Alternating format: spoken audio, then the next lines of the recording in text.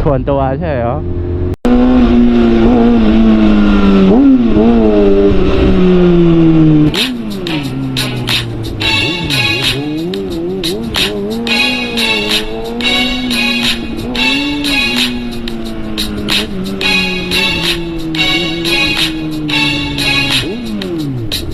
Alright guys, pauwi na tayo. Uwi na tayo. Makapagpahinga naman tayo. Gapon tayo yung ano, beach. Ay, mauna na ako sa inyo ha. Mauna na tayo sa kanila.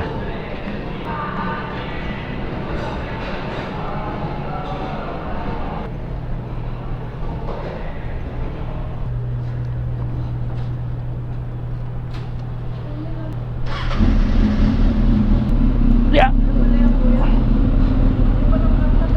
Ha?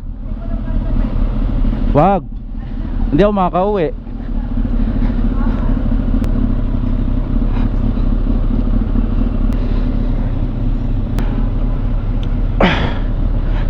Alright, let's go. Kailangan natin magpagas. 1 bar na lang pala to. Dun sa labas. Ano dun eh. Sakto. May gasoline na andun.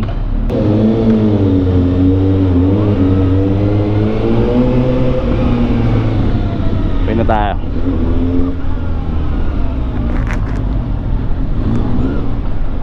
Tol, sa kantin.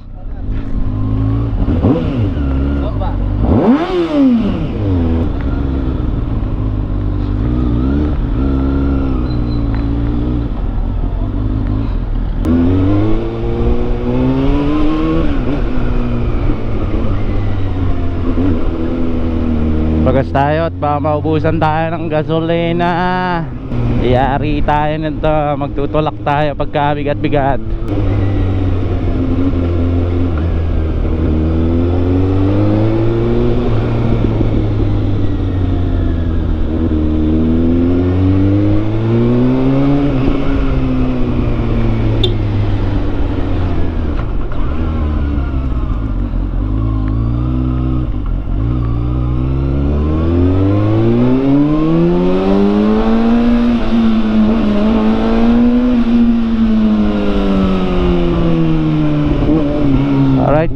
Pauwi na tayo.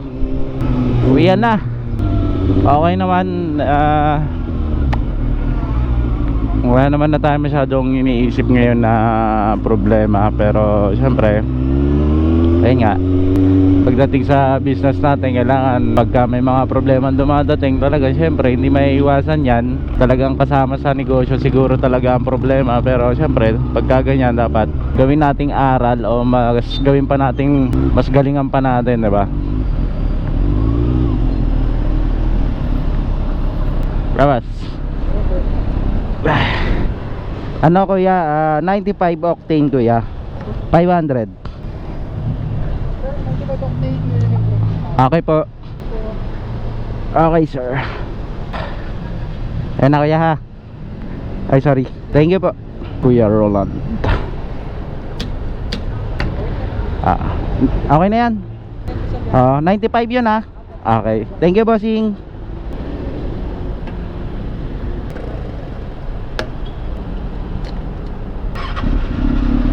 Saan tayo sa ano?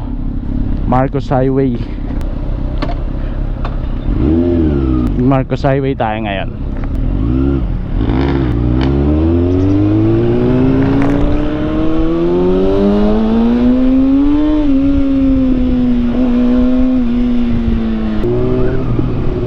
Siguro dito hindi masyadong traffic. Sana. Hindi na siguro maiwasan yun, no?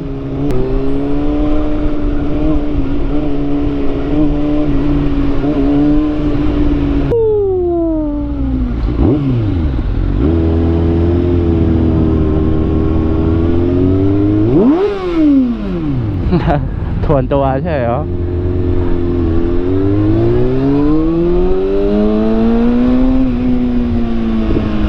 May lahi yun. Tuwan-tuwa siya eh, no? Bamba! Takip tayo ng ano, napupuwing ako. Ang lakas request ng babae, no? Anong lahi nun? Basta may lahi siya. Tangos ng ilong eh. Baka yung manggi.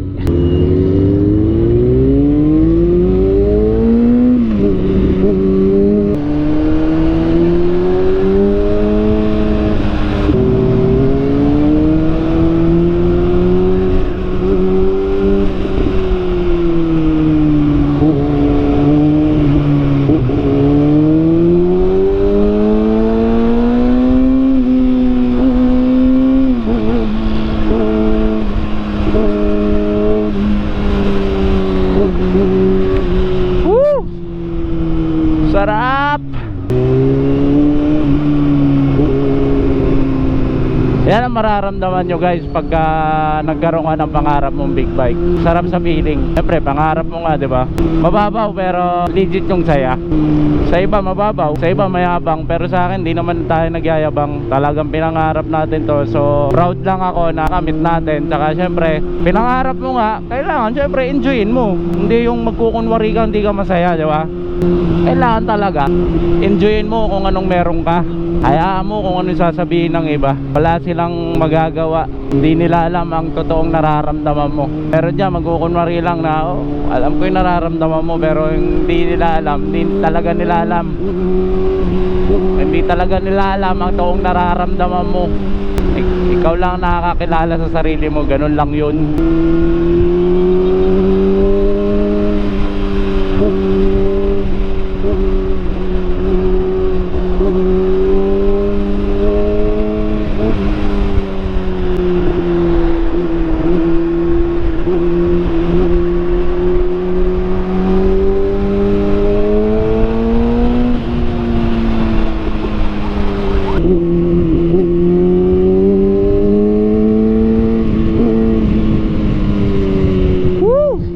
Iba. Yan yung gusto ko yung napapasigaw ako. At least nailabas ko yung stress ko. Stress talaga ako ngayon, lalo ngayong araw na to.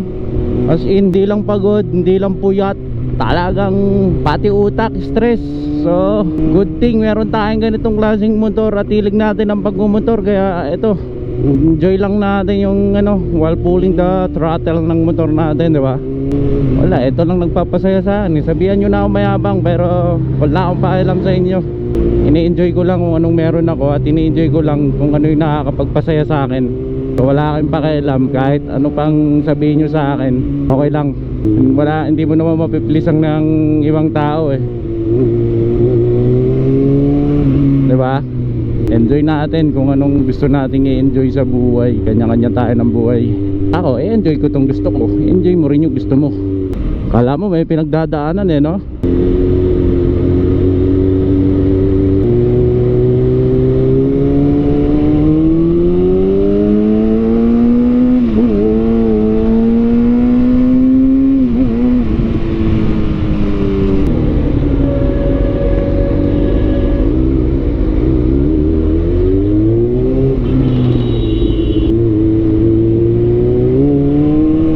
Kaya tayo awadaan ngayon, hindi ko alam. Bahala na si Batman.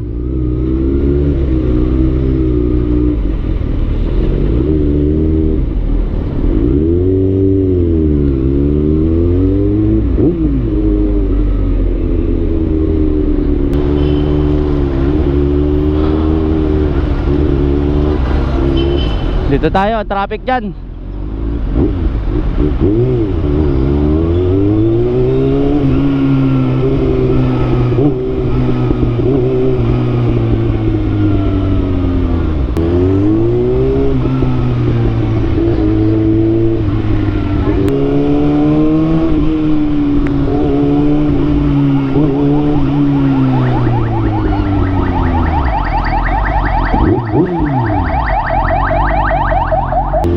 Dito ako madalas dumaan pag pauwi ako galing sa Marikina.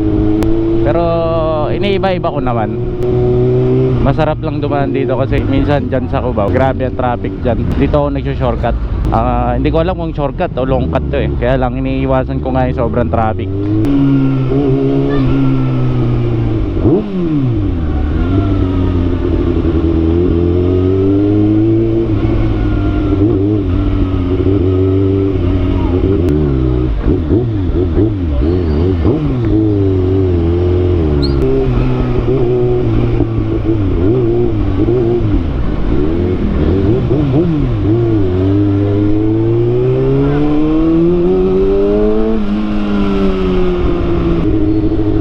Minsan meron talagang time na ako natatameme, lalo pag nag-iisip ako tapos nagmumotor ako, gamit ko tong motor ko. Minsan mas gusto ko na lang yung tumatameme ako yung tumatahimik ako. Kasi pag nag-iisip ako, ang ginagawa ko, magmumotor ako tapos yan, papakinggan ko yung scream nitong motor. Kaya parang Habang nung nag-i-scheme tong motor natin, ayun, na pipigilan naman ako mag-isip ng kung ano-ano. Ang pinapakinggan ko na lang is yung scream netong motor natin. So ganun siya sa akin. Ganun, para siyang musika sa aking pandinig. Lagi ko naman sinasabi to. Wala lang, makulit ako eh, paulit-ulit, di ba?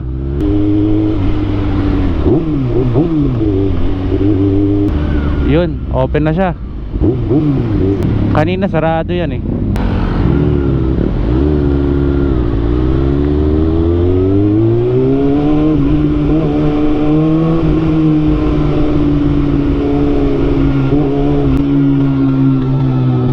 Ayos ah, bait na sa aso ah.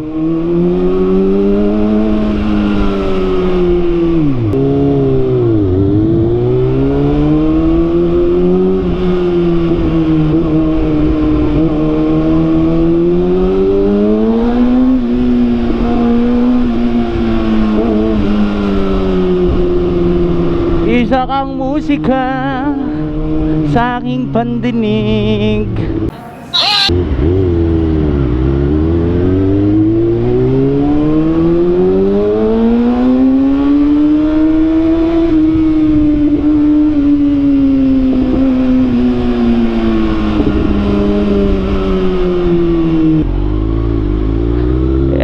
Dito si Orion eh. Diyan tayo nagpakabit ng slip-on. Oy, sarado na pala sila pag ganitong oras oh.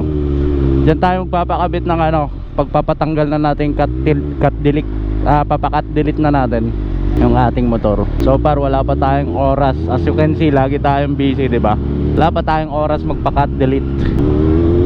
Ay, bukas pa pala sila.